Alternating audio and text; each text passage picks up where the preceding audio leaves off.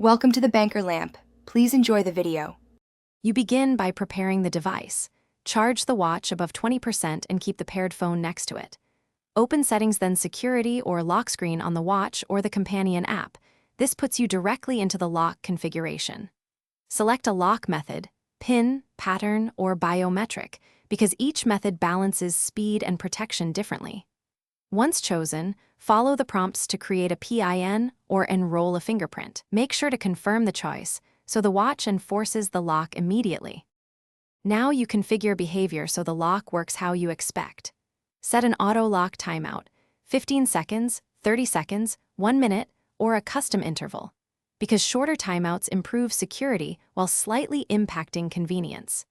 Enable trusted device or location pairing on the phone to keep the watch unlocked when home or near your phone, and make sure to require unlock after reboot to prevent bypass. Also set an emergency contact and recovery PIN so you can regain access, finish by testing. Lock the watch, reboot it, and unlock using the chosen method to confirm flow and timing. Install any pending firmware and companion app updates because many lock issues stem from bugs fixed in updates. Once done, retest to ensure stability. If you get locked out, try the recovery PIN or account-based unlock first.